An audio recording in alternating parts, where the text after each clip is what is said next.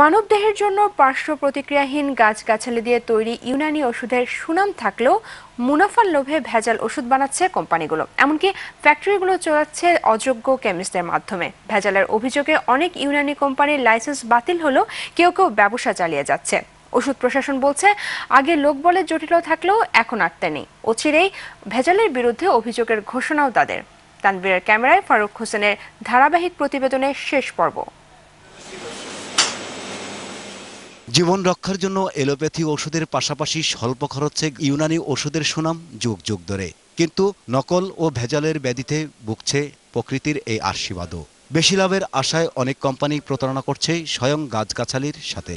ওষুধ প্রশাসনও অ্যাকশন নিয়েছেন অনেকের বিরুদ্ধে, কিন্তু আড়ালে আবডালে ওষুধ কোম্পানি চালাচ্ছে অযোগ্য কর্মকর্তা দিয়ে। নারায়ণগঞ্জের সানারপাড়ে ম্যাক্সন্স ফার্মাসিউটিক্যালস নামে একটি ইউনানি ওষুধ কোম্পানির বিশাল ভবন নজরে আসে ২১-এর ক্যামেরায়। প্রবেশের অনুমতি চাইলে অনেকক্ষণ পর অনুমতি মেলে পেছনের দরজা দিয়ে। কোয়ালিটি কন্ট্রোলার নিজেকে অভিজ্ঞ দাবি করলেও কোনো প্রাতিষ্ঠানিক ডিগ্রি নেই তার। দেখার জন্য শুধু কেমিস্ট্রি দেখা, ফার্মাসিস্ট দেখা না, এখানে সব তো হাত কোর্স নাই। এর আগে আমি এলো দিয়ে করে আসছি উনি ডিপ্লোমা, আমি যতটুকু জানি আসলে এই জায়গায় উনি বিএসসি গ্রাজুয়েট হিসাবেই কিন্তু আমি জেনে নিয়েছি যে কিছু কাজের অভিজ্ঞতা আছে, এর জন্যই নেওয়া।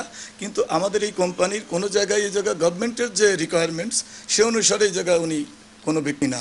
কোম্পানির এই কর্মকর্তা যদিও দাবি করেন তারা নিয়ম কানুন মেনেই ওষুধ তৈরি করছেন। আমাদের ইউনানি বা আয়ুর্বেদ শাস্ত্রে যতগুলো প্রতিষ্ঠান আছে সর্বোচ্চ গুণগত মানের দিক থেকে বলবো এই জায়গা যে চেষ্টার কোনো ত্রুটি আমাদের নাই। সজীব ফার্মাসিউটিক্যালস নামে আরেক ফ্যাক্টরির কর্মকর্তারা স্বচ্ছতার দাবি তুললেও ওষুধ প্রশাসনের দোহাই দিয়ে মিডিয়াকে এড়িয়ে যাওয়ার চেষ্টা করেন। যদি ওনাদের অনুমতি ছাড়া কোনো কিছু করে দিলে আমাদের না অসুবিধা না, আপনাদের ঢুকতে হয়েছে, আমরা চাকরির একটা গুড ম্যানুফ্যাকচারিং প্রসেস যেটা এই ঠিক সেইভাবে আমরা ঔষধ প্রোডাকশন করি। আমরা একেবারে আমাদের হেড অফিসে অনুমোদন ছাড়া দিই, তাহলে যে কোনো জন ঢুকতে পারবে ফ্যাক্টরিতে যাই।